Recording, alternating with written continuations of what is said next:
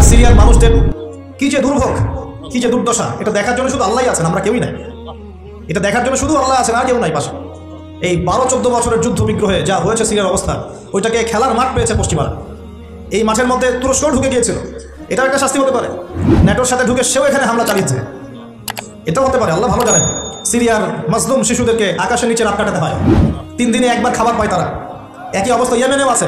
ইয়েমেনে যে বলা হয় যে 5 থেকে 6 লক্ষ মানুষ মারা গেছে বিগত গৃহযুদ্ধে 2010 সাল থেকে, আর সেখানে যতজন মানুষ মারা গেছে তার মধ্যে 60% হচ্ছে বাচ্চা। তো এই বাচ্চাদের কি দোষ ছিল? তারা কি জানতো শিয়া কাকে বলে, সুন্নি কাকে বলে? তারা কি জানে দুনিয়া কি, আখিরাত কি? তারা কি জানে কোনটা হক কোনটা বাতিল? তারা তো জানে যে মায়ের বুকে দুধ খেতে হয়, দুধের বাচ্চাগুলো দুধ পায় না, মায়েরা দুধ দিতে পারে না, খাবার নাই, দুর্ভিক্ষ। এই সংকটের জন্য কে দায়ী? আল্লাহ না মানুষ? কে দায়ী? যাহারাল ফাসাদু ফিল বাররি ওয়াল বাহরি বিমা কাসাবাত আইদিন নাস। আল্লাহ পাক বলেন জলে স্থলে যে বিপর্যয়গুলো ছড়িয়ে পড়েছে এগুলো মানুষের হাতের কামাই। কার হাতের কামাই? মানুষের হাতের কামাই। একই অবস্থা ইরাকেও ছিল, মনে আছে? সাদ্দাম হোসেনের কাছে পারমাণবিক অস্ত্র আছে বলে কত নাকি করা হলো, করে লক্ষ লক্ষ মানুষকে মেরে ফেলা হলো। পরে বললো আমরা সরি, আসলে সেখানে কোনো অস্ত্র ছিল না, we are sorry for that. তারা বলে দিল আমরা এর জন্য সরি, ব্যাস লক্ষ লক্ষ মানুষের রক্তের ঋণ শোধ হয়ে গেল। আবু গারিব নামে একটা কারাগার ছিল, এখনো আছে। ওই কারাগারের মধ্যে মুসলিমদেরকে ঢুকিয়ে যে নির্মম নির্যাতন করা হতো আপনারা জানেন না। পাকিস্তানের একজন ডক্টর মহিলা, ওই যে উনি নিউরো মেডিসিন ডক্টর আফিয়া, উনাকে মনে হয় 10 থেকে 12 বছর ধরে নির্যাতন করা হয়েছে। আপনার বোনকে যদি একবার কেউ খারাপ নজরে তাকায় আপনার কেমন মনে হয়? আপনার মায়ের দিকে যদি কেউ একবার খারাপ নজরে তাকায়, একটা খারাপ মন্তব্য করে, আপনার কি মনে হয়? আপনার স্ত্রীকে যদি কেউ একটু গায়ে টাচ করে চলে যায়, শ্লীলতাহানি করে, টিস করে, আপনার কি মনে হবে? এরকম লক্ষ লক্ষ বোনদেরকে আমাদেরকে এরকম ধর্ষণ করা হয়েছে দিনের পর দিন।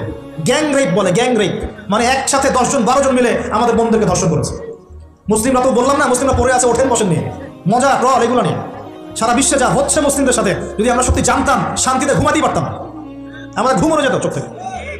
বেশি বললেও সমস্যা, বেশি করলেও সমস্যা, কাকেই বলবো, কে বা বুঝবে? দেখা যায় এমন অনেক সময় হয়েছে, অনেক ভালো ভালো নেতা সমাজে এসেছে, আসার পরে জনগণকে বুঝিয়েছে, জনগণ বলেছে ঠিক আমরা তোমার সাথে আছে। যেই সেই নেতার উপর কোনো বিপদ এসেছে জনগণ নাই, কাকে নিয়ে কি করবে না, কার সামনেই বা কি বলবো? আমাদের প্রত্যেকটা জেলা বলেন, থানা বলেন, দেশ বলেন, আনাচে কানাচে নিবেদিত প্রাণ মুসলিম ভাই তৈরি করতে হবে, যারা কাজের মানুষ, ঝোঁকে চলে না, আবেগে চলে না, ইস্যু পাগল না, আবেগে চলে না, কাজের অ্যাক্টিভ কিছু মানুষ দরকার, যারা শিক্ষিত, এডুকেটেড, যারা পরিস্থিতি বোঝে, যারা হিকমা বোঝে, যারা নিবেদিত প্রাণ, যারা অর্থ কোরবানি করার মানসিকতা রাখে, শিক্ষা প্রতিষ্ঠান গড়ে তোলে, সোশ্যাল ওয়ার্ক করে, একটা জনসংযোগ যারা গঠন করতে পারে, এমন কিছু মানুষের নেতা আল্লাহ আমাদেরকে দান করুন বলে আমি। এইভাবে একদিনের মাহফিল বলেন আর ওই ইস্যু পাগল কোন ইস্যু নিয়ে লাফালাফি করে উম্মার বিজয় হবে না। আমাদের সবাইকে যার যার জায়গা থেকে কনস্ট্রাকটিভ কাজ করতে হবে, সবাইকে এফোর্ট দিতে হবে। শুধু একজন দায়ীর দায়িত্ব না, একজন আলেমের দায়িত্ব না, আপনার দায়িত্ব আছে তো। আপনার দায়িত্বটা আপনি ঠিকমতো পালন করেন না কেন? নামাজ আপনার দায়িত্ব, কোরআন তেলাওয়াত করা শেখা আপনার দায়িত্ব, দিনের জ্ঞান শেখা আপনার দায়িত্ব, জ্ঞান প্রচার করা আপনার দায়িত্ব, আদর্শ পরিবারটা করা আপনার দায়িত্ব, হালাল খাওয়া আপনার দায়িত্ব, উম্মাকে নিয়ে ফিকির করা তো আপনার দায়িত্ব। উম্মা কি শুধু আপনার নয়? উম্মা কি শুধু আলেমদের, আপনাদের নয়? তাহলে আমরা কি সবাই শুধু কয়েকজন মানুষের ঘাড়ে দায়িত্ব চাপিয়ে দিয়ে চলে যাব? এই সমস্যা হচ্ছে আমাদের সমাজে।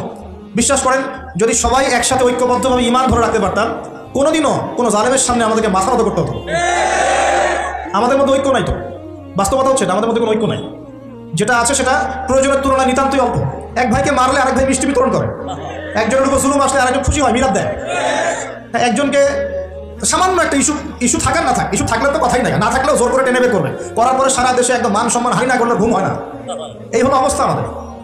তো এরা কি মনে করছে যে বিপদ আপদ শুধু এক শ্রেণীর মানুষের উপরেই আসবে? জি না। যখন আল্লাহ পাকের আযাব আসে, দেখলেন না, আল্লাহ যখন আযাব আসে তখন ভালো খারাপ কাউকে আল্লাহ পাক ছাড়বে না, সবগুলোকে ধ্বংস করে ছাড়বে। আল্লাহ পাক সূরা কোরআনেও বলেছেন ওয়াত্তাকু ফিতনাতান লা তুসিবান্নাল্লাযীনা যালামু মিনকুম খাসসা, তোমরা সেই ফিতনাকে ভয় করো, আল্লাহর সেই পরীক্ষাকে ভয় করো যা শুধু জালেমদের উপর খাস করে আসবে না, সবার উপরে আসবে। যদি আসমানি গজব জমিনের বালা আসে, শুধুমাত্র খারাপ ব্যক্তিদেরকে দেখে আসবে না, বরং সবার উপরেই চলে আসবে। আল্লাহ পাক আমাদেরকে বোঝার তৌফিক দান করুন। নবী সাল্লাল্লাহু আলাইহি ওয়াসাল্লাম একদিন ঘুম থেকে উঠে বলছেন লা ইলাহা ইল্লাল্লাহ, লা ইলাহা ইল্লাল্লাহ, ওয়াইলুল লিল আরাব মিন শাররি ক্বাদ ইখতারাব। তখন যায়েনাব বিনতে জাহাশ রাদিয়াল্লাহু আনহা বলছেন, ইয়া রাসূলুল্লাহ আনুহলিকু ওয়া ফিনা সালিহুন, আমাদের মধ্যে সৎ মানুষ থাকা সত্ত্বেও কি আমরা ধ্বংস হয়ে যাব? তখন নবীজি বলছেন, নাম, অবশ্যই ধ্বংস হবে। ইযা কাসরাতুল খাবাস, যখন অশ্লীলতা ছড়িয়ে পড়বে তখন আলেম জালেম সব ধ্বংস হয়ে যাবে। আল্লাহ পাক আমাদের সবাইকে হেফাজত করুন বলি আমি। সামাজিক প্রতিরোধ করে তোলেন, অন্যায়ের বিরুদ্ধে প্রতিবাদ করা শিখেন, সৎ কাজে আদেশ করেন, অন্যায় কাজে নিষেধ করেন, নিজের ব্যক্তিত্ব বজায় রাখেন, ইসলামকে হাসি ঠাট্টার পাত্র বানাবেন না, যার যার দায়িত্ব তার তার জায়গা থেকে পালন করেন। আপোষের মধ্যে অনেক রকম মতভেদ থাকতে পারে, সমস্ত মতভেদ ভুলেও আমরা এক জাতি চান, সমস্ত মতভেদ ভুলে আমরা এক জাতি চান। মনে করেন আমি সঠিক বিষয়ের উপর ছিলাম, সঠিক বিষয় থাকার পরেও মানুষ আমাকে খুব গালিগালাজ করলো, তারপরেও যারা আমাকে গালিগালাজ করেছে উম্মার ঐক্যের স্বার্থে তাদের সাথে বসতেও রাজি আছে। এরকম মানসিকতা থাকতে হবে। উম্মার ঐক্যের স্বার্থে, উম্মার কল্যাণের স্বার্থে যে আপনাকে থাপ্পড় দিয়েছে ওর সাথেও চলতে হবে আপনাকে। কারণ উম্মা সবচেয়ে বড় বিষয়, আমার ব্যক্তির স্বার্থ বড় বিষয় না। কখনো কখনো বৃহত্তর স্বার্থে ক্ষুদ্রতর স্বার্থ বিসর্জন দিতে হয়। প্রিয় ভাইরা, এটা দাজ্জালীয় একটা সভ্যতার যুগ চলছে এখন। এই ফিতনাগুলো সব ঘরে ঘরে। এখন এখান থেকে যুবক ভাইদেরকে একটু বোঝাই প্লিজ, আমার দিকে দেখেন। দাজ্জাল খুব ভালো করেই জানে যে তার এই বিশ্ব শাসনের পথে বাধা হচ্ছে মুসলিমরা। কারা? আর সে খুব ভালো করেই জানে মুসলিমদের মধ্যে সবচেয়ে বেশি বাধা হচ্ছে যুব সমাজ। যদি যুব সমাজ আল্লাহর ঈমান এবং রাসূল সাল্লাল্লাহু আলাইহি ওয়াসাল্লামের আমল এই দুটোকে নিয়ে যদি তারা পথ চলতে পারে, তাহলে তাদেরকে প্রতিহত করা এত সহজ নয়। এটা কিন্তু দাজ্জাল খুব ভালো করে জানে, ঠিক এবং তার অনুসারীরাও খুব ভালো করে জানে। এই কারণেই যুবকদেরকে আল্লাহর রাস্তা থেকে সরিয়ে ফেলার জন্য দাজ্জাল এবং তার অনুসারীরা কিছু ফাঁদ দিয়েছে আপনাকে, ট্র্যাপ। যুবক ভাই একটু ভালো করে শোনেন। প্রথম ট্র্যাপটা আপনাকে দিয়েছে, আপনাকে দুনিয়াতে আসার যে জীবনের লক্ষ্য উদ্দেশ্য, আল্লাহর ইবাদত করা, আল্লাহর দিন প্রতিষ্ঠা করা, জান্নাতে যাওয়া, এখান থেকে সরিয়ে দিয়ে দুনিয়ার প্রতি মহব্বত দিয়ে দিয়েছে আপনার ভিতর।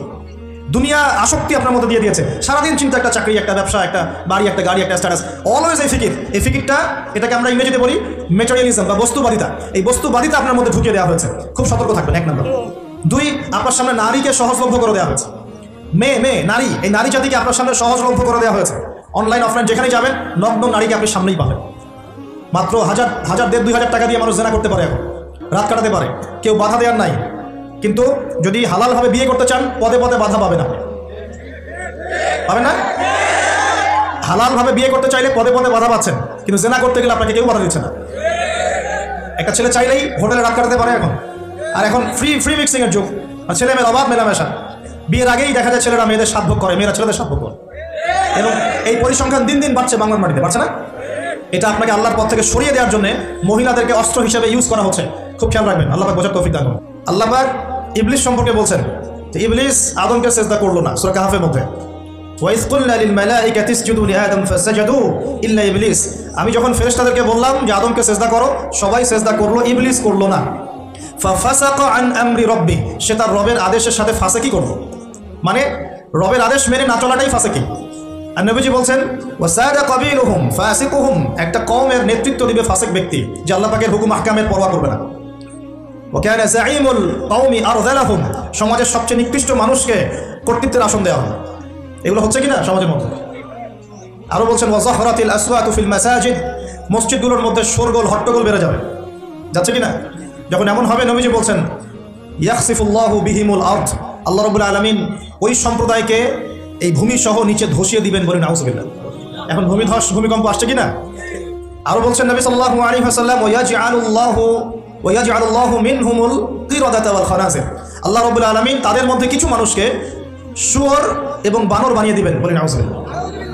আর মানুষ কিন্তু বাহ্যিকভাবে বানর হয় না, দেখা যায় ভিতর থেকে বানর হয়ে গেছে, ভিতর থেকেই বানর হয়ে গেছে। ভিতর থেকে বানর মানে কি? বানর হচ্ছে এমন প্রাণী যে পাবলিকলি জেনা করে, বানরের স্বভাবটা আপনাকে বলছি। বানরের স্বভাব কি? প্রাইভেট লাইফ আর পাবলিক লাইফের পার্থক্য বানর বোঝে না। কোন কাজগুলো প্রাইভেট লাইফে করতে হয় আর কোন কাজগুলো পাবলিকলি করতে হয়, এই কমন সেন্সটা বানরের নাই। আমার কথা কি বুঝতে পারছেন? প্রাইভেট লাইফ মানে যে কাজগুলো আমরা ব্যক্তিগত জীবনে করি, গোপন কাজ। আর পাবলিক মানে যে পাবলিকলি আমরা সবাই বসে আছি এখন, পাবলিক লাইফ। তো প্রাইভেট লাইফ আর পাবলিক লাইফের পার্থক্যটা বানর বোঝে না। আর আল্লাহ পাক কি শাস্তি দিবেন? বানর বানিয়ে দিবেন। সত্যি সত্যি কি মানুষ এখনো বানর হয়েছে? কাউকে দেখেছেন যে মানুষ থেকে বানর হয়ে গেছে? এমন কি হয়েছে এখনো? শুধু সূরা বাকারা একটা দলিল আছে, শনিবারের সীমা লঙ্ঘন করার জন্য আল্লাহ পাক বনু ইসরাঈলের একটা দলকে মানুষ থেকে বানর বানিয়ে দিয়েছিলেন। এই একটা দলিল কোরআনে পাওয়া যায়। এই উম্মতের মধ্যে কখনো শুনেছেন উম্মতে মুহাম্মাদীর কোনো ব্যক্তি মানুষ থেকে বানর হয়ে গেছে? এটা হতে পারে মানুষ ভিতর থেকে বানর হয়ে যাবে, অর্থাৎ পাবলিক লাইফ আর প্রাইভেট লাইফের পার্থক্য বুঝতে পারবে না। এমনটা হচ্ছে কিনা? মানুষ এখন পাবলিক লাইফ আর প্রাইভেট লাইফটা একাকার করে ফেলছে না? বিয়ে করেছে, স্ত্রীকে দেখবে সে, ভালোবাসবে সে, স্ত্রী সাজবে তার জন্যে, এগুলো সব প্রাইভেট ব্যাপার। এগুলোকে মানুষ পাবলিক করে ঘুরে বেড়াচ্ছে না? বুঝতে পারছেন না মনে হয়? বাসায় শুয়ে আছেন, স্ত্রীর সাথে গল্প করছেন, প্রাইভেট বিষয়। এটাকে ফেসবুকে ছবি তুলে যারা দিল, সে প্রাইভেট লাইফটাকে পাবলিক করে দিল না? মানুষ প্রাইভেট লাইফ আর পাবলিক লাইফের পার্থক্য বুঝতে পারছে না। নবীজি আরো বলছেন ওয়ায়াজআলুল্লাহু মিনহুমুল কিরাদাতা ওয়াল খানাজির, এবং আল্লাহ পাক তাদের মধ্যে কিছু শুয়োরও বানিয়ে দিবেন। কি বানিয়ে দিবেন?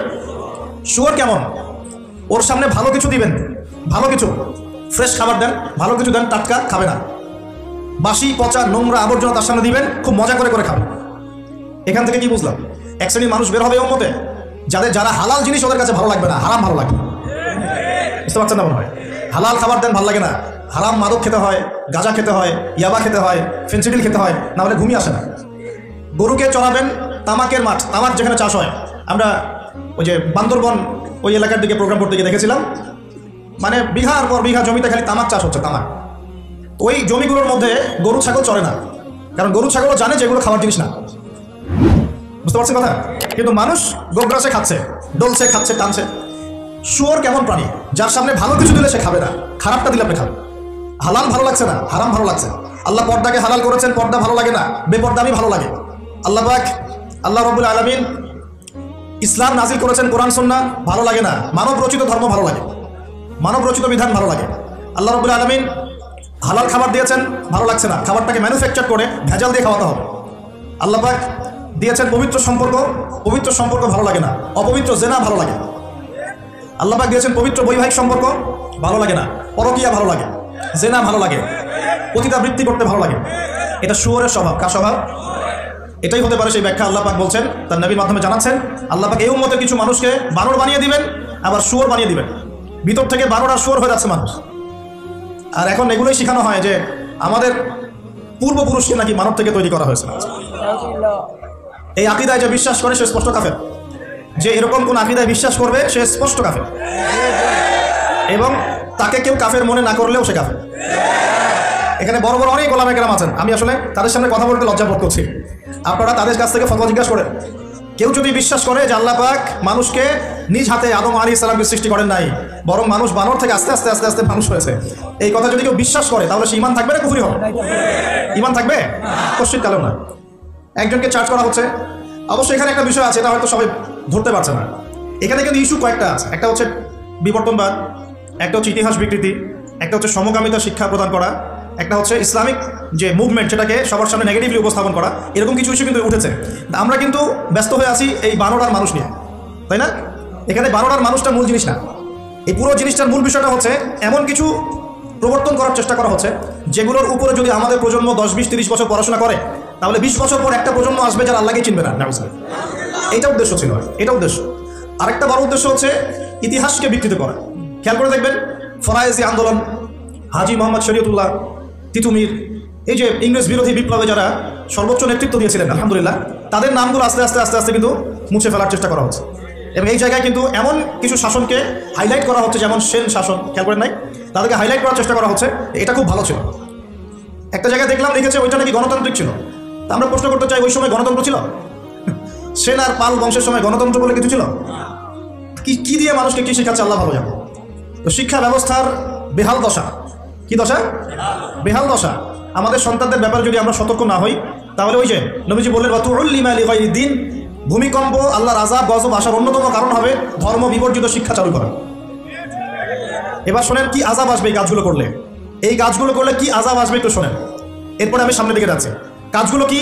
যখন আমরা আমানতের খেয়ানত করব, এক, যখন গনিমতের মাল রাষ্ট্রীয় সম্পদকে নিজের বলে চালিয়ে দিব, যখন আমরা স্ত্রীদের আনুগত্য করে মাকে কষ্ট দিব, বন্ধুদেরকে কাছে টেনে নিয়ে বাবাকে কষ্ট দিব, যখন ধর্ম বিবর্জিত শিক্ষা চালু করব, যখন আমরা গায়িকা নর্তকীদেরকে বেশি প্রমোট করব, তাদেরকে বাড়িয়ে দিব, মসজিদে হট্টগোল বেড়ে যাবে, কানের কাছে বাদ্যযন্ত্র বাজবে, জেনা বাড়বে, অশ্লীলতা বাড়বে, ফাহেসা কাজ বাড়বে, এবং কমে নেতৃত্ব দিবে ফাসেক ব্যক্তি, সমাজের সবচেয়ে নিচু শ্রেণীর মানুষ উঁচু উঁচু বিল্ডিং নির্মাণের প্রতিযোগিতা করবে, এবং দাসী তার মনিবকে জন্ম দিবে, মানে সত্য মিথ্যা ন্যায় অন্যায়ের মানদণ্ড উল্টে যাবে।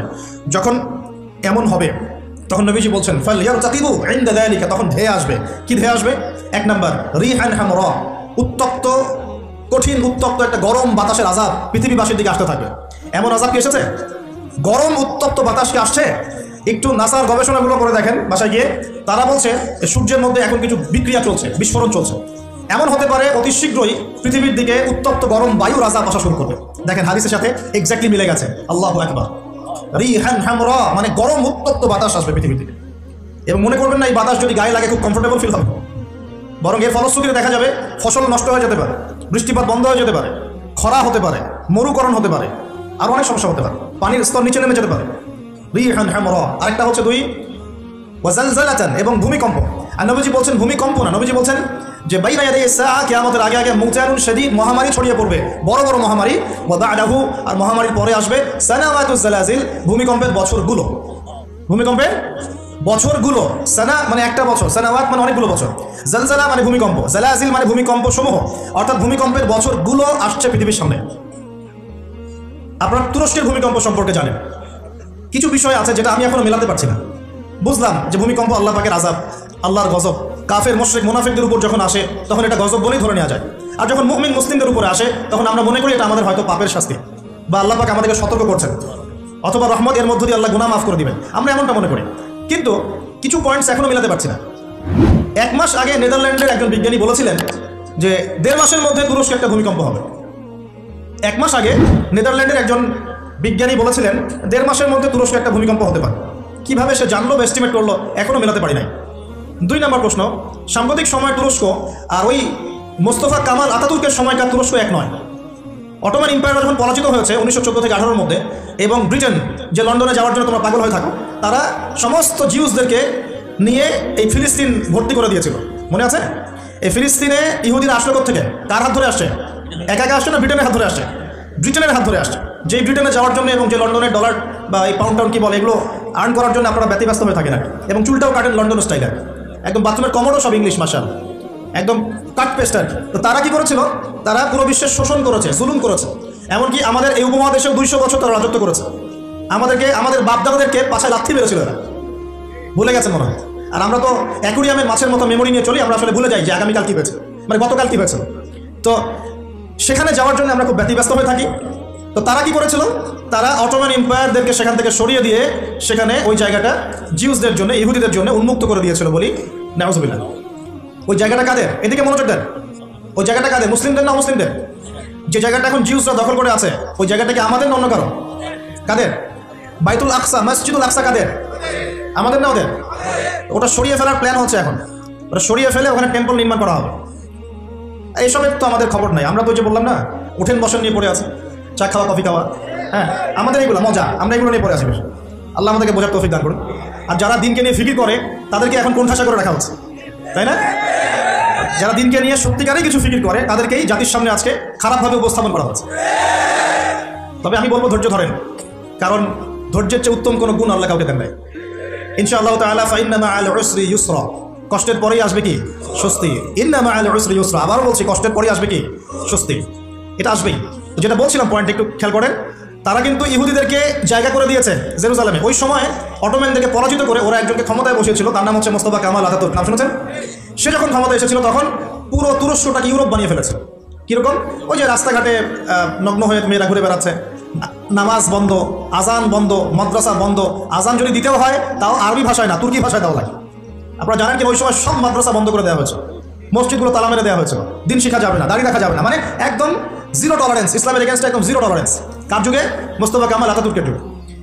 এই তুরস্ক কিন্তু আগের তুরস্কের মতো নয়। বিগত 15 থেকে 20 বছরে সে কিন্তু মাশাআল্লাহ ইসলামের কল্যাণে কাজ করার চেষ্টা করছে। আমরা জানি সে ন্যাটোর মধ্যে আছে, আমরা জানি রাশিয়ার সাথে তার একটা বন্ড আছে, আমরা জানি যে সিরিয়া ওয়ারের মধ্যে সে কিছু ভূমিকা রেখেছে। অনেক নেগেটিভ বিষয় আছে, এটা আপনি বলতে পারেন, ঠিক আছে, আমি মানি, বিকজ আমি ওয়ার্ল্ড অ্যাফেয়ার্সের একজন ছাত্র। কিন্তু এটাও আপনাকে দেখতে হবে যে কোন জায়গা থেকে তিনি তুরস্ককে টেনে নিয়ে কোন জায়গায় আসার চেষ্টা করেছেন। তিনি নামাজ চালু করেছেন, মসজিদ উন্মুক্ত করেছেন, মাদ্রাসা শিক্ষা ব্যবস্থার উন্নয়ন করেছেন, ইসলামিক কালচার চালু করেছেন, এই যে সংস্কৃতি ছড়িয়ে, ইসলামিক সংস্কৃতি ছড়িয়ে দেওয়ার চেষ্টা করছেন, অটোম্যানদের হারানো সেই গৌরব আবার ফিরে আনার চেষ্টা করছেন।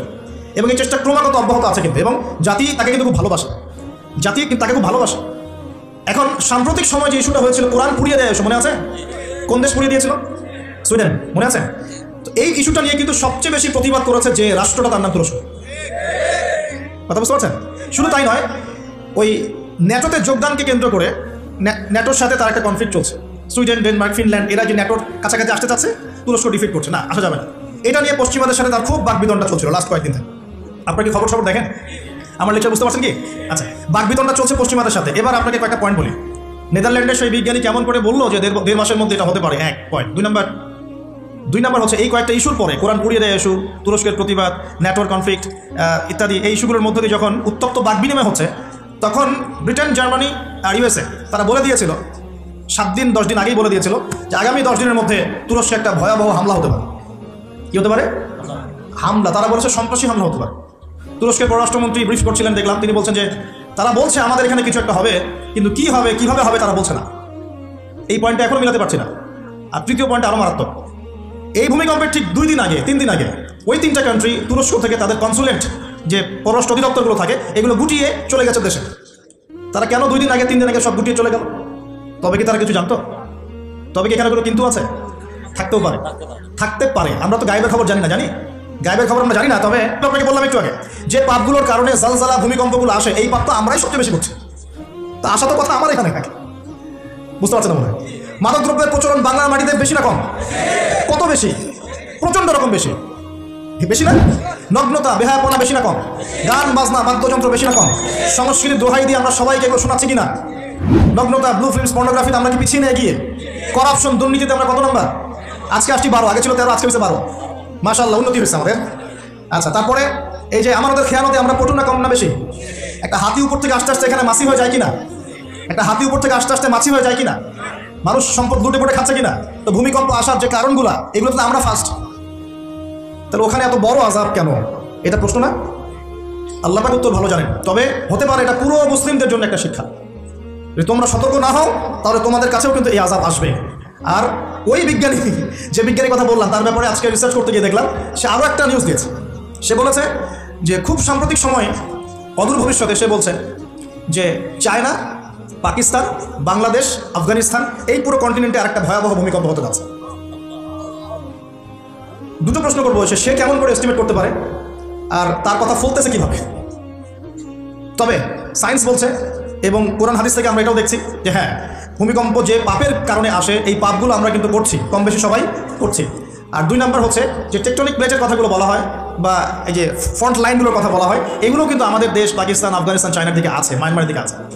আর এটা হাদিস থেকে আমি জানি যে কিয়ামতের আগে আগে 3টা বড় বড় ভূমিকম্প হবে। কয়টা ভাই? 3টা। এই কিয়ামতের 10টা বড় আলামতের মধ্যে এই 3টা হচ্ছে অন্যতম। নবীজি বলেছেন একটা হচ্ছে পৃথিবীর পূর্ব দিকে, যেখানে আমরা বসবাস করি, Bangladesh, Pakistan, Sri Lanka, India, Myanmar, Indonesia, Malaysia, পূর্ব দিক, এদিকে একটা ভূমিধস হবে। একটা হলো পৃথিবীর পশ্চিমে, মানে ওই যে পশ্চিমা সভ্যতা, যেখানে যাওয়ার জন্য আপনি ব্যতিব্যস্ত হয়ে আছেন। আর 3 নাম্বার হচ্ছে পৃথিবীর মাঝখানে জাজিরাতুল আরবিয়া, আরবিক পেনিনসুলার মধ্যে একটা ভূমিকম্প হতে পারে। এই 3টা হবেই, রাসূল সাল্লাল্লাহু আলাইহি ওয়াসাল্লাম বলেছেন। আর তিনি আরও বলে গেলেন যে বা'দাহু সানাওয়াতু জালাজিল, মহামারীর পরে আসবে ভূমিকম্পের বছরগুলো। এই পুরো বিষয়গুলো একত্রিত করলে আমাদের সচেতন হওয়ার দরকার আছে কি নাই? এখন কি আমরা সবাই 20-30 তলা বিল্ডিং বানানো শুরু করবো? সচেতন মানে কি? আমরা কি আশ্রয় কেন্দ্র বেশি বেশি বানানো শুরু করবো? আমরা আরও ওই যে কিছু কিছু সিমেন্টের অ্যাড দেখায়, এই সিমেন্টে বাড়ি বানালে ভূমিকম্পেও কাঁপবে না, এগুলো করবো আমরা?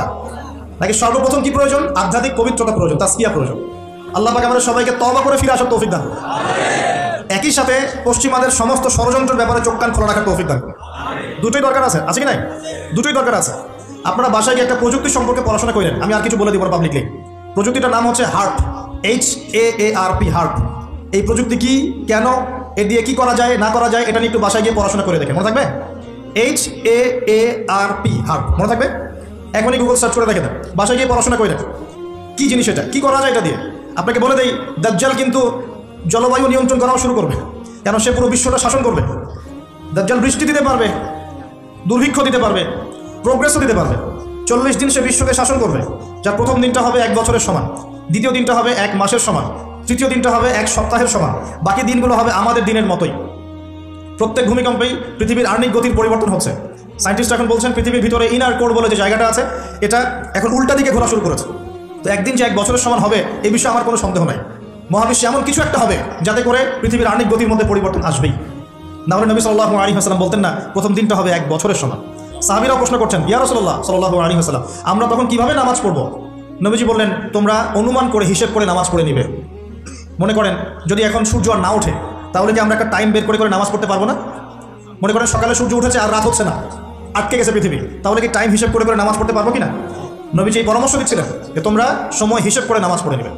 দ্বিতীয় দিনটা হবে 1 মাসের সমান, আর তৃতীয় দিনটা হবে 1 সপ্তাহের সমান, এবং সে এই পৃথিবীটাকে শাসন করবেই। এবং নবীজি একটা হাদিসে বলছেন, পৃথিবীর মক্কা মদিনা বাদ দিয়ে এমন কোনো জায়গা নাই যেখানে সে বিচরণ করবে না। সফে সালাহিন বলছেন তার বিচরণ 2 ভাগে হতে পারে। 1, সে নিজে বিচরণ করবে, আল্লাহ তাকে সেই ক্ষমতা দিবেন, অথবা সে প্রত্যেকটা জায়গায় তার অনুসারী তৈরি করবে যারা তার হয়ে কাজ করবে। দুটো ব্যাখ্যাই যৌক্তিক, যৌক্তিক না? একজন ব্যক্তি কি একা একাই বিশ্বকে শাসন করতে পারে, নাকি তার কোনো ফলোয়ার্স লাগবে? ফলোয়ার্স লাগবে না? এখানে তার ফলোয়ার্স কারা? নবীজি বলছেন ইস্পাহানের 70,000 ইহুদি তাকে ফলো করবে। কত হাজার?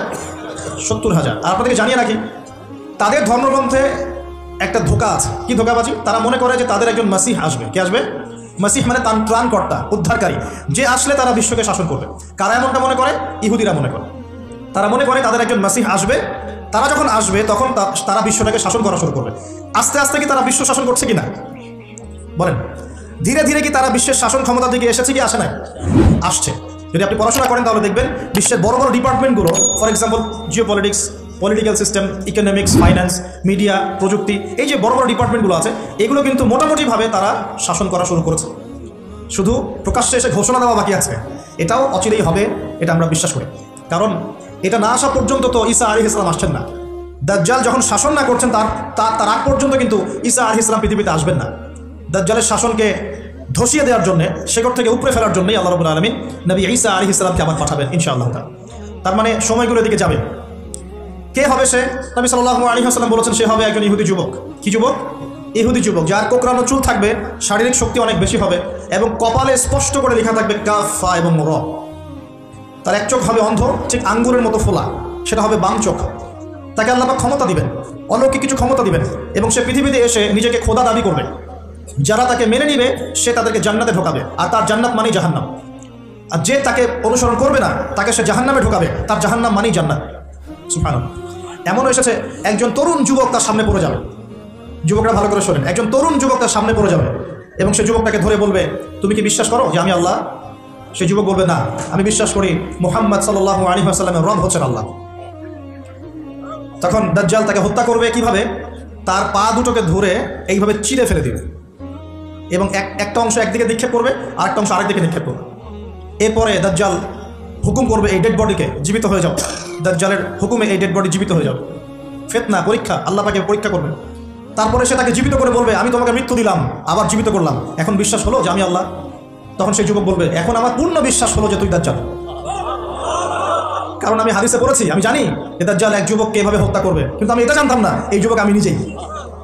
যুবক ভাইরা, ইমান সবচেয়ে বড় শক্তি। ইমানই সব কিছু, আমলই সব কিছু, ইসলামই সব কিছু। আমরা যেগুলোর পেছনে ছুটছি, যে মেয়ে, গার্লফ্রেন্ড, পর্নোগ্রাফি, ফ্রি মিক্সিং, হ্যাঁ, অহেতুক কিছু সময় নষ্ট করা, মারামারির মধ্যে লিপ্ত হওয়া, কিশোর গ্যাং, ড্রাগ এডিকশন, এগুলো সব ধোঁকাবাজি। এগুলো আপনাকে শান্তি দিবে না। আপনাকে শান্তি দিবে দুটো জিনিস, এক হচ্ছে 5 ওয়াক্ত সালাত, আর 2 নম্বর হচ্ছে আল্লাহ রাব্বুল আলামিনের কোরআনুল কারীম। ইনশাআল্লাহ নিয়াত করতে পারি তো ইনশাআল্লাহ 5 ওয়াক্ত নামাজ পড়বো জামাতে, আর রমজান মাসে কোরআন খতম দিব ইনশাআল্লাহ। যারা কোরআন পড়তে জানি না, রমজান আসার আগেই কোরআন তেলাওয়াত করা শিখবো ইনশাআল্লাহ। যারা জানি, পুরো রমজানে আলিফ লাম মিম থেকে শুরু করে একদম মিনাল জিন্নাতি ওয়ান নাস পর্যন্ত আমরা অর্থ সহ পড়বো ইনশাআল্লাহ। পারা যাবে ইনশাআল্লাহ। ইন্নামাল আমালু বিন্নিয়াত, কাজের ফলাফল কিসের উপর? নিয়াতের উপর। নিয়াত করেন ইনশাআল্লাহ তাআলা, আল্লাহ রাব্বুল আলামিন আপনাকে তৌফিক দিবেন ইনশাআল্লাহ। রমজানে এত বেশি বাইরে বের হবেন না, মানুষের সাথে বেশি আড্ডাবাজি করবেন না, অহেতুক গল্পে লিপ্ত হবেন না, টিভি সিরিয়াল, ফেসবুক, ইউটিউব নিয়ে পড়ে থাকবেন না। রমজান মাসে বেশি বেশি ফরজের পাশাপাশি নফল আমল করবেন, কোরআন তেলাওয়াত করবেন, জিকির আজগার করবেন, তাসবিহ তাহলিল করবেন, আলেম ওলামাদের সাথে এসে বসবেন, দার্সে এসে বসবেন, তালিম করবেন, মানুষকে ইফতার করাবেন, ইফতার বিতরণ প্রজেক্ট করবেন, মানবতার সেবায় কাজ করবেন, সৎ কাজে আদেশ করবেন, অসৎ কাজে নিষেধ করবেন। রমজানটাকে একটা আমলের মৌসুম বানিয়ে নেবেন ইনশাআল্লাহ। পারবো ইনশাআল্লাহ। নবীজি বলেছেন সেই ব্যক্তির জন্য ধ্বংস যে রমজান মাসকে পেয়েছে কিন্তু রমজানকে পেয়েও তার গুনাহ মাফ করাতে পারে নাই। আল্লাহ আমাদেরকে হেফাজত করুন বলি আমিন। এই দাজ্জাল এই যুবককে হত্যা করে দিবে এবং সে ইহুদিদেরকে নিয়ে, কাদেরকে নিয়ে? ইহুদিদেরকে নিয়ে পুরো বিশ্বটাকে শাসন করবে। এটা হবেই। এখন বলেন তো ইহুদিরা কোথায় আছে? কোন জায়গায় রাষ্ট্র গঠন করেছে? এবং ওই জায়গাটা কি মুসলিমদের না অমুসলিমদের? সেখানে জুলুম হয় না, হয় না? বিমান হামলা করে, বোমা হামলা করে বাচ্চাদেরকে হত্যা করা হয় কি হয় না? এগুলো মানবতা বিরোধী অপরাধ নয়? বিশ্ববাসী তখন মুখে কুলু পেটে বসে থাকে কেন? যত মানবতা খালি মুসলিমদের সাথে দেখাতে হবে। মুসলিমরা যদি, কেউ যদি মুসলিমদেরকে আঘাত করে আর মুসলিমরা বলে যে এই আঘাত করাটা খারাপ, তখনই মুসলিমদেরকে বাঁকা চোখে দেখা হয়। আর সারা বিশ্বে মুসলিম মা বোনদেরকে ধর্ষণ করা হচ্ছে, এই বাচ্চাদেরকে হত্যা করা হচ্ছে, ভাইদেরকে এভাবে জীবন্ত মেরে ফেলা হচ্ছে। আর এগুলোর বিরুদ্ধে কথা বলা যাবে না? এগুলোর বিরুদ্ধে আমাদের অ্যাকশন নেওয়া যাবে না? আমরা কি এই জালেমদের এগেনস্টে বদদোয়া করতে পারবো না? মুহাম্মদ, তাকে মানুষ বলবে আল মাহদি, এটা তার টাইটেল। মাহদি তার নাম নয়, তার নাম হচ্ছে মুহাম্মদ। তার বাবার নাম হবে আব্দুল্লাহ, তার মায়ের নাম হবে আমিনা, ঠিক নবী সাল্লাল্লাহু আলাইহি ওয়াসাল্লামের মতোই। এবং তিনি মুহাম্মদ সাল্লাল্লাহু আলাইহি ওয়াসাল্লামের বংশধরদের মধ্যেই হবেন। মাহদি চট্টগ্রাম থেকে বের হবে না, মাহদি বুয়েট থেকে বের হবে না, বাংলাদেশ থেকেও তো 2-4টা মাহদি অলরেডি বের হয়ে গেছে, বের হয় নাই? আর মাহদি আরবি ভাষায় কথা বলবে। কি ভাষায় কথা বলবে? পাঞ্জাবি ভাষায় কথা বলবে না। আমাদের পাঞ্জাব থেকে একটা মাহদি বের হয়েছিল ইংরেজদের সময়, ব্রিটিশ আমলে। সে বলেছে আমি মাহদি, আমি ঈসা, নাউজুবিল্লাহ। পরে দাবি করেছে সেই নবী। আর বাংলার মাটিতে এদের দাওয়াত এখন খুব জোরে জোরে চলছে। নাম দিয়েছে আহমেদিয়া মুসলিম জামাত। নাম শুনেছেন নাকি? তাদের এই নেতা দাবি করেছিল সে মাহদি, সেই ঈসা, নাউজুবিল্লাহ। তো মাহদি আরবি ভাষায় কথা বলবে ভাই, আর মাহদি হবেন আরব মায়ের সন্তান, পাঞ্জাবি মায়ের সন্তান না। পাঞ্জাবি ভাষায় কথা বলবে না, বাংলা ভাষায় কথা বলবে না। তিনি মদিনা থেকে আসবেন। কোথেকে? তিনি দায়িত্ব নিতে চাইবেন না, বরং পালিয়ে আসবেন মক্কায়। মানুষ তাকে জোর করে দায়িত্ব দিবে। আপনারা যারা হজ করেছেন, কাবা ঘরের এই যে তাওয়াফ তো করেছেন মাশাআল্লাহ, তাওয়াফ এবং এই যে আপনার মাকামে ইব্রাহিম, এর মাঝখানে ইমাম মাহদিকে তারা পেয়ে যাবে এবং সেখানে তার হাতে বায়াত নেওয়া হবে এবং তিনি মুসলিমদেরকে ঐক্যবদ্ধ করে এই জুলুমের এগেনস্টে যুদ্ধ করবেন ইনশাআল্লাহ। বিশ্ব এখন অনেক কিছু দেখা বাকি আছে, হতাশ হবেন না। বিশ্বে এখন অনেক কিছু ঘটা বাকি আছে। মহামারী হয়েছে, জালজালা হবে, আল্লাহ পাকের আযাব গজবগুলো আসবে, নৈতিকতার অবক্ষয় হবে, জুলুম বাড়বে, ঘরে ঘরে ফিতনা ছড়িয়ে পড়বে। এর মধ্যেও আসহাবুল কাহফের মতো কিছু মানুষ ঈমানও ধরে রাখবে ইনশাআল্লাহ। আল্লাহ পাক যাদেরকে দিয়ে কাজ নেবেন, আল্লাহ পাক তাদেরকে তৈরি করবেন। নতুন প্রজন্ম আল্লাহ পাক নিয়ে আসবেন। কোরআনকে কেউ মিটিয়ে ফেলতে পারবে না, সুন্নতকে কেউ মিটিয়ে ফেলতে পারবে না। এটা পৃথিবীতে থাকবেই ইনশাআল্লাহ। প্রত্যেক দেশে দেশে, জেলায়, থানায়, প্রত্যেকটা জায়গায় আল্লাহ ভীরু কিছু মানুষ থাকবে ইনশাআল্লাহ। আল্লাহ পাক তাদের অন্তরের মধ্যে গায়েবী একটা মিল বন্ধন দিয়ে দিবে ইনশাআল্লাহ। এভাবে চলতে থাকবে সময়। যখন ইমামুল মাহদি আসবেন, তখন বিশ্বে যুদ্ধ বিগ্রহ চলতে থাকবে, অনেক ব্যাপক যুদ্ধ চলতে থাকবে। তখন ইমামুল মাহদি মুসলিমদেরকে নিয়ে এই যে জালেম শক্তির বিরুদ্ধে যুদ্ধ করে ওই জায়গা স্বাধীন করবে ইনশাআল্লাহ। কিন্তু তারপরেও দাজ্জালকে হত্যা করা যাবে না। দাজ্জাল খুবই শক্তিশালী হবে এবং তার অনুসারীরা হবে প্রচণ্ড শক্তিশালী। তখন আল্লাহ রাব্বুল আলামিন এই মিথ্যা মাসিহকে মেরে ফেলার জন্য আল্লাহ পাক আসমান থেকে সত্য মাসিহ ঈসা আলাইহিস সালামকে আবার পাঠাবেন। বলেন সুবহানাল্লাহ। আল্লাহ রাব্বুল আলামিন সূরা মাঈদার মধ্যে বলেছেন, ওয়ামা কাতালুহু ওয়ামা সালাবুহু, তারা তাকে হত্যাও করে নাই, ক্রুশবিদ্ধ করে নাই, বাল রাফাআহু আল্লাহু ইলাইহি, বরং আল্লাহ পাক তাকে তার দিকে উঠিয়ে নিয়েছেন। সুবহানাল্লাহ। তিনি কোথায় আসবেন? তিনি সিরিয়াতে নামবেন। কোথায়? সিরিয়ায়। এই যে টার্কি এবং সিরিয়ার জায়গায় যেখানে ভূমিকম্প হলো, সবাই তুরস্ক নিয়ে অনেক বেশি ব্যস্ত, কিন্তু সিরিয়াতে কিন্তু অনেক ক্ষতি হয়েছে, এদিকে মানুষ দেখছে না। আর সিরিয়ার মানুষদের কি যে দুর্ভোগ, কি যে দুর্দশা, এটা দেখার জন্য শুধু আল্লাহই আছেন, আমরা কেউই নাই। এটা দেখার জন্য শুধু আল্লাহ আছেন, আর কেউ নাই পাশে। এই 12-14 বছরের যুদ্ধ বিগ্রহে যা হয়েছে সিরিয়ার অবস্থা, ওইটাকে খেলার মাঠ পেয়েছে পশ্চিমারা। এই মাঠের মধ্যে তুরস্ক ঢুকে গিয়েছিল, এটাও একটা শাস্তি হতে পারে। ন্যাটোর সাথে ঢুকে সেও এখানে হামলা চালিয়েছে, এটাও হতে পারে, আল্লাহ ভালো জানেন। সিরিয়ার মাসলুম শিশুদেরকে আকাশের নিচে রাত কাটাতে হয়, 3 দিনে একবার খাবার পায় তারা। একই অবস্থা ইয়েমেনেও আছে। ইয়েমেনে যে বলা হয় যে 5 থেকে 6 লক্ষ মানুষ মারা গেছে বিগত গৃহযুদ্ধে 2010 সাল থেকে, আর সেখানে যতজন মানুষ মারা গেছে তার মধ্যে 60% হচ্ছে বাচ্চা। তো এই বাচ্চাদের কি দোষ ছিল? তারা কি জানতো শিয়া কাকে বলে, সুন্নি কাকে বলে? তারা কি জানে দুনিয়া কি, আখিরাত কি? তারা কি জানে কোনটা হক কোনটা বাতিল? তারা তো জানে যে মায়ের বুকের দুধ খেতে হয়, দুধের বাচ্চাগুলো দুধ পায় না, মায়েরা দুধ দিতে পারে না, খাবার নাই, দুর্ভিক্ষ। এই সংকটের জন্য কে দায়ী? আল্লাহ না মানুষ? কে দায়ী? যাহারাল ফাসাদু ফিল বাররি ওয়াল বাহরি বিমা কাসাবাত আইদিন নাস। আল্লাহ পাক বলেন জলে স্থলে যে বিপর্যয়গুলো ছড়িয়ে পড়েছে, এগুলো মানুষের হাতের কামাই। কার হাতের কামাই? মানুষের হাতের কামাই। একই অবস্থা ইরাকেও ছিল, মনে আছে? সাদ্দাম হোসেনের কাছে পারমাণবিক অস্ত্র আছে বলে কত নাকি করা হলো, করে লক্ষ লক্ষ মানুষকে মেরে ফেলা হলো। পরে বললো আমরা সরি, আসলে সেখানে কোনো অস্ত্র ছিল না, we are sorry for that. তারা বলে দিল আমরা এর জন্য সরি, ব্যাস লক্ষ লক্ষ মানুষের রক্তের ঋণ শোধ হয়ে গেল। আবু গারিব নামে একটা কারাগার ছিল, এখনো আছে। ওই কারাগারের মধ্যে মুসলিমদেরকে ঢুকিয়ে যে নির্মম নির্যাতন করা হতো, আপনারা জানেন না। পাকিস্তানের একজন ডক্টর মহিলা, ওই যে উনি নিউরো মেডিসিন ডক্টর আফিয়া, উনাকে মনে হয় 10 থেকে 12 বছর ধরে নির্যাতন করা হয়েছে। আপনার বোনকে যদি একবার কেউ খারাপ নজরে তাকায়, আপনার কেমন মনে হয়? আপনার মায়ের দিকে যদি কেউ একবার খারাপ নজরে তাকায়, একটা খারাপ মন্তব্য করে, আপনার কি মনে হয়? আপনার স্ত্রীকে যদি কেউ একটু গায়ে কাজ করে চলে যায়, শ্লীলতাহানি করে, টিজ করে, আপনার কি মনে হবে? এরকম লক্ষ লক্ষ বোনদেরকে আমাদেরকে এরকম ধর্ষণ করা হয়েছে দিনের পর দিন। গ্যাং রেপ বলে, গ্যাং রেপ মানে একসাথে 10 জন 12 জন মিলে আমাদের বোনদেরকে ধর্ষণ করেছে। মুসলিমরা তো বললাম না, মুসলিমরা পড়ে আছে ওঠেন বসেন নিয়ে, মজা ট্রল এগুলো নিয়ে। সারা বিশ্বে যা হচ্ছে মুসলিমদের সাথে, যদি আমরা সত্যি জানতাম, শান্তিতে ঘুমাতেই পারতাম। আমাদের ঘুম উড়ে যেত চোখ থেকে। বেশি বললেও সমস্যা, বেশি করলেও সমস্যা, কাকেই বলবো, কে বা বুঝবে? দেখা যায় এমন অনেক সময় হয়েছে, অনেক ভালো ভালো নেতা সমাজে এসেছে, আসার পরে জনগণকে বুঝিয়েছে, জনগণ বলছে ঠিক আমরা তোমার সাথে আছে। যেই সেই নেতার উপর কোনো বিপদ এসেছে, জনগণ নাই, কাকে নিয়ে কি করবে না, আর কার সামনেই বা কি বলবো? আমাদের প্রত্যেকটা জেলা বলেন, থানা বলেন, দেশ বলেন, আনাচে কানাচে নিবেদিত প্রাণ মুসলিম ভাই তৈরি করতে হবে, যারা কাজের মানুষ, ঝোঁকে চলে না, আবেগে চলে না, ইস্যু পাগল না, আবেগে চলে না, কাজের অ্যাক্টিভ কিছু মানুষ দরকার, যারা শিক্ষিত, এডুকেটেড, যারা পরিস্থিতি বোঝে, যারা হিকমা বোঝে, যারা নিবেদিত প্রাণ, যারা অর্থ কোরবানি করার মানসিকতা রাখে, শিক্ষা প্রতিষ্ঠান গড়ে তোলে, সোশ্যাল ওয়ার্ক করে, একটা জনসংযোগ যারা গঠন করতে পারে, এমন কিছু মানুষের নেতা আল্লাহ আমাদেরকে দান করুন বলে আমি। এভাবে একদিনের মাহফিল বলেন আর ওই ইস্যু পাগল কোন ইস্যু নিয়ে লাফালাফি করে উম্মার বিজয় হবে না। আমাদের সবাইকে যার যার জায়গা থেকে কনস্ট্রাকটিভ কাজ করতে হবে, সবাইকে এফোর্ট দিতে হবে। শুধু একজন দায়ীর দায়িত্ব না, একজন আলেমের দায়িত্ব না, আপনার দায়িত্ব আছে তো। আপনার দায়িত্বটা আপনি ঠিকমতো পালন করেন না কেন? নামাজ আপনার দায়িত্ব, কোরআন তেলাওয়াত করা শেখা আপনার দায়িত্ব, দিনের জ্ঞান শেখা আপনার দায়িত্ব, জ্ঞান প্রচার করা আপনার দায়িত্ব, আদর্শ পরিবারটা গড়া আপনার দায়িত্ব, হালাল খাওয়া আপনার দায়িত্ব, উম্মাকে নিয়ে ফিকির করা তো আপনার দায়িত্ব। উম্মা কি শুধু আমার, আপনার নয়? উম্মা কি শুধু আলেমদের, আপনাদের নয়? তাহলে আমরা কি সবাই শুধু কয়েকজন মানুষের ঘাড়ে দায়িত্ব চাপিয়ে দিয়ে চলে যাব? এই সমস্যা হচ্ছে আমাদের সমাজে। বিশ্বাস করেন, যদি সবাই একসাথে ঐক্যবদ্ধভাবে ঈমান ধরে রাখতে পারতাম, কোনোদিনও কোনো জালেমের সামনে আমাদেরকে মাথা নত করতে হতো। আমাদের মধ্যে ঐক্য নাই তো, বাস্তবতা হচ্ছে না, আমাদের মধ্যে কোনো ঐক্য নাই। যেটা আছে সেটা প্রয়োজনের তুলনায় নিতান্তই অল্প। এক ভাইকে মারলে আরেক ভাই মিষ্টি বিতরণ করে, একজনের উপর জুলুম আসলে আরেকজন খুশি হয়, মিলাদ দেয়। একজনকে সামান্য একটা ইস্যু থাকার না থাক, ইস্যু থাকলে তো কথাই নাই, না থাকলেও জোর করে টেনে বের করবে, করার পরে সারা দেশে একদম মান সম্মান হানি না করলে ঘুম হয় না। এই হলো অবস্থা আমাদের। তো এরা কি মনে করছে যে বিপদ আপদ শুধু এক শ্রেণীর মানুষের উপরই আসবে? জি না। যখন আল্লাহ পাকের আযাব আসে, দেখলেন না, আল্লাহ যখন আযাব আসে তখন ভালো খারাপ কাউকে আল্লাহ পাক ছাড়বে না, সবগুলোকে ধ্বংস করবে ইনশাআল্লাহ।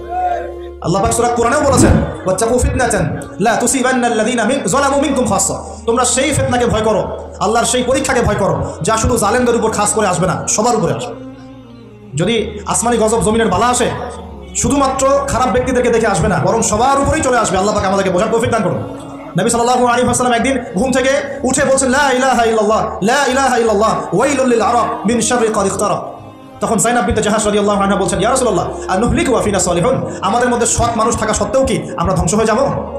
তখন নবীজি বলছেন, নাম, অবশ্যই ধ্বংস হবে। ইযা কাসরাতুল খাবাস, যখন অশ্লীলতা ছড়িয়ে পড়বে তখন আলেম জালেম সব ধ্বংস হয়ে যাবে। আল্লাহ পাক আমাদের সবাইকে হেফাজত করুন বলি আমিন। সামাজিক প্রতিরোধ গড়ে তোলেন, অন্যায়ের বিরুদ্ধে প্রতিবাদ করা শিখেন, সৎ কাজে আদেশ করেন, অন্যায় কাজে নিষেধ করেন, নিজের ব্যক্তিত্ব বজায় রাখেন, ইসলামকে হাসি ঠাট্টার পাত্র বানাবেন না, যার যার দায়িত্ব তার তার জায়গা থেকে পালন করেন। আপোষের মধ্যে অনেক রকম মতভেদ থাকতে পারে, সমস্ত মতভেদ ভুলেও আমরা এক জাতি চান, সমস্ত মতভেদ ভুলে আমরা এক জাতি চান। মনে করেন আমি সঠিক বিষয়ের উপর ছিলাম, সঠিক বিষয় থাকার পরেও মানুষ আমাকে খুব গালিগালাজ করলো, তারপরেও যারা আমাকে গালিগালাজ করেছে উম্মার ঐক্যের স্বার্থে তাদের সাথে বসতেও রাজি আছে। এরকম মানসিকতা থাকতে হবে, উম্মার ঐক্যের স্বার্থে, উম্মার কল্যাণের স্বার্থে। যে আপনাকে থাপ্পড় দিয়েছে ওর সাথেও চলতে হবে আপনাকে, কারণ উম্মা সবচেয়ে বড় বিষয়, আমার ব্যক্তির স্বার্থ বড় বিষয় না। কখনো কখনো বৃহত্তর স্বার্থে ক্ষুদ্রতর স্বার্থ বিসর্জন দিতে হবে। প্রিয় ভাইরা, এটা দাজ্জালীয় একটা সভ্যতার যুগ চলছে এখন, এই ফিতনাগুলো সব ঘরে ঘরে। এখন এখান থেকে যুবক ভাইদেরকে একটু বোঝাই প্লিজ, আমার দিকে দেখেন। দাজ্জাল খুব ভালো করেই জানে যে তার এই বিশ্ব শাসনের পথে বাধা হচ্ছে মুসলিমরা, কারা? আর সে খুব ভালো করেই জানে মুসলিমদের মধ্যে সবচেয়ে বেশি বাধা হচ্ছে যুব সমাজ। যদি যুব সমাজ আল্লাহর ঈমান এবং রাসূল সাল্লাল্লাহু আলাইহি ওয়াসাল্লামের আমল এই দুটোকে নিয়ে যদি তারা পথ চলতে পারে, তাহলে তাদেরকে প্রতিহত করা এত সহজ নয়। এটা কিন্তু দাজ্জাল খুব ভালো করে জানে, ঠিক এই, এবং তার অনুসারীরাও খুব ভালো করে জানে। এই কারণেই যুবকদেরকে আল্লাহর রাস্তা থেকে সরিয়ে ফেলার জন্য দাজ্জাল এবং তার অনুসারীরা কিছু ফাঁদ দিয়েছে আপনাকে, ট্র্যাপ।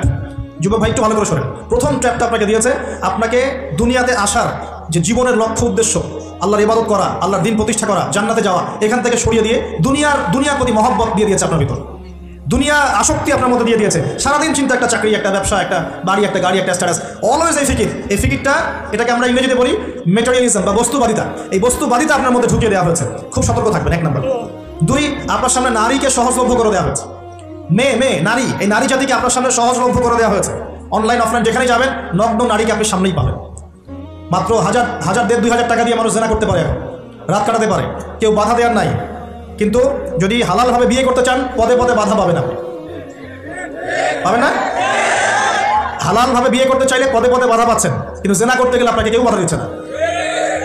একটা ছেলে চাইলেই হোটেলে রাত কাটাতে পারে এখন, আর এখন ফ্রি মিক্সিং এর যুগ, আর ছেলে মেয়ের অভাব মেলামেশা। বিয়ের আগেই দেখা যায় ছেলেরা মেয়েদের সাত ভোগ করে, মেয়েরা ছেলেদের সাত ভোগ করে, এবং এই পরিসংখ্যান দিন দিন বাড়ছে বাংলার মাটিতে, বাড়ছে না? এটা আপনাকে আল্লাহর পথ থেকে সরিয়ে দেওয়ার জন্য মহিলাদেরকে অস্ত্র হিসেবে ইউজ করা হচ্ছে। খুব খেয়াল রাখবেন, আল্লাহ বোঝার তৌফিক দান করুন। 3 নম্বর, আপনার সামনে দারিদ্রতা, বেকারত্বের একটা হতাশা দিয়ে দেওয়া হয়েছে। দারিদ্রতা, আমার চাকরি হচ্ছে না, ক্যারিয়ার কি করবো, হ্যাঁ বেকার হয়ে থাকলাম, এইসব হতাশা আপনার মধ্যে ঢুকিয়ে দেওয়া হয়েছে। কোনো ক্ষেত্রে পরিবারগুলোও আপনাকে হতাশ করে ফেলছে। এত টাকা পয়সা খরচ করলাম, টাকা পয়সা দিয়ে পড়ালাম, হ্যাঁ ডিগ্রি সার্টিফিকেট অর্জন করলি, এখনো চাকরি করতে পারিস না, হ্যাঁ কবে বড় হবি, নিজের পায়ে দাঁড়াবি, এই যে মানসিক চাপ, এগুলোতে কিন্তু যুব সমাজ আস্তে আস্তে আল্লাহর পথ থেকে সরে যায়, এবং এরপরে গিয়ে তারা মাদকের কাছে যায়। হতাশা, গার্লফ্রেন্ডের সাথে খারাপ সম্পর্ক, ফ্রি মিক্সিং অ্যাফেয়ার্স, জেনা, হ্যাঁ মিউজিক, তারপরে পর্নোগ্রাফি, এগুলোতে আসক্ত হয়। এক পর্যায়ে গিয়ে মাদকের কাছে শান্তি খোঁজে, আর মাদক যখন আপনাকে পেয়ে বসবে, আপনি আপনার জীবনের লক্ষ্য থেকে হারিয়ে যাবেন, এবং দাজ্জাল এবং তার অনুসারী বিজয়ী হয়ে গেল, আমরা হেরে গেলাম। এরকম ধাপে ধাপে আপনার সামনে অনেকগুলো ট্র্যাপ দিয়ে দেওয়া হয়েছে। বেকারত্বের ট্র্যাপ, হতাশা, নারী, জীবনের লক্ষ্য থেকে সরিয়ে দেওয়া, এবং সবচেয়ে বড় কথা এখন চলছে ফ্রি মিক্সিং আর পর্নোগ্রাফি। এগুলো দিয়ে আপনার ভিতরে নূর, ইমানের নূর আর টেস্টটাকে তারা নষ্ট করে দিয়েছে। এখন এটাকে রিগেইন করতে হলে কী করতে হবে প্রিয় ভাই? প্রথম কাজ হচ্ছে দুনিয়াকে তুচ্ছ মনে করার মানসিকতা তৈরি করতে হবে। দুনিয়া ক্ষণস্থায়ী, তুচ্ছ। আমি এখানে থাকতে আসি না চিরদিন, এখানে আমার কিছু দায়িত্ব আছে। ওয়া মা খালাকতুল জিন্না ওয়াল ইনসা ইল্লা লিয়াবুদুন, এটা আমার দায়িত্ব।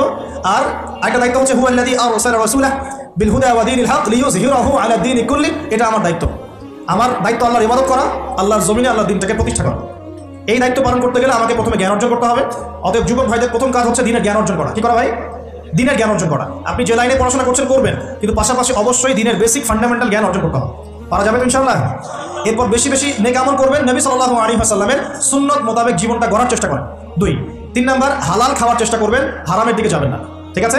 4 নাম্বার হালাল রিজিকের ব্যবস্থা হয়ে গেলে বিয়ে শাদী করে ফেলবেন, জেনার ধার কাছেও যাবেন না। জেনার ধার কাছেও যাবেন না, হালাল রিজিকের সোর্স হয়ে গেলেই বিয়ে করে ফেলবেন। তারপরে আদর্শ পরিবার করবেন, আপনার সন্তানদেরকে মানুষ করবেন এবং সবাইকেই কমসে কম পার্ট টাইম দাওয়াতি কাজ করতে হবে। সৎ কাজে আদেশ করবেন, অসৎ কাজে নিষেধ করবেন। ইনশাআল্লাহ আমাদের ঐক্যবদ্ধ প্রচেষ্টায় আল্লাহর জমিনে দিন আবার বিজয়ী হবে ইনশাআল্লাহ তাআলা। আল্লাহ রাব্বুল আলামিন আমাদের সবাইকে বর্তমান পরিস্থিতি বোঝার তৌফিক দান করুন। আল্লাহ পাকের আযাব গজব যে কারণে আসে এই পাপগুলো থেকে দূরে থাকার তৌফিক দান করুন। আল্লাহ রাব্বুল আলামিন মুসলিমদের মধ্যে ঐক্য আনার তৌফিক আমাদেরকে দান করুন এবং বেশি বেশি নেক আমল করার তৌফিক দান করুন। আমরা চেষ্টা করব বেশি বেশি দাওয়াতি কাজ করার জন্য এবং আল্লাহ পাকের জমিনে দিনের প্রচার প্রসার ঘটানোর জন্য। আল্লাহ রাব্বুল আলামিন আমাদের সবাইকে দিনের জন্য কবুল করুন, সমকালীন বিষয়গুলো সম্পর্কে সচেতন থাকার তৌফিক দান করুন এবং আমরা যারা এখন পর্যন্ত গাফিলতির জীবনযাপন করছি তাদের সবার প্রতি আমার নসিহত হবে, প্রিয় ভাই, দুনিয়ার জীবনটা ক্ষণস্থায়ী। এই জীবনে যদি আমি ভোগবিলাসে মত্ত হয়ে যাই তাহলে পরকালে আল্লাহ রাব্বুল আলামিন আমাকে ছাড়বেন না। আল্লাহ পাক আমাকে একটা দায়িত্ব দিয়ে পাঠিয়েছেন যাতে আমি তার ইবাদত করি, তার দিনটাকে প্রচার করি, প্রসার ঘটাই, তার হুকুম আহকাম মেনে চলি এবং আল্লাহর জমিনে দিন প্রতিষ্ঠার চেষ্টা করি। আল্লাহ রাব্বুল আলামিন আমাদের যুবক ভাইদেরকে এই কাজগুলো আমল করার তৌফিক এনায়েত করুন বলি আমিন। আল্লাহ রাব্বুল আলামিন আমরা সবাইকে যেন মাফ করে দেন এবং আমাদের সবার ভুল ভ্রান্তিগুলোকে সংশোধন করে দেন। আগামী দিনগুলোতে ইসলামের পতাকা বহন করার তৌফিক আল্লাহ পাক দান করে দেন। سبحان ربك رب العزة عما يصفون وسلام على المرسلين والحمد لله رب العالمين سبحانك اللهم وبحمدك أشهد أن لا إله إلا أنت أستغفرك وأتوب إليك আসসালামু আলাইকুম ওয়া রাহমাতুল্লাহি ওয়া বারাকাতুহু। আমাদের আরো কিছু আনুষ্ঠানিকতা আছে, আপনারা একটু বসেন, ইনশাআল্লাহ আমরা শেষে একটা মোনাজাত দিয়ে শেষ করব।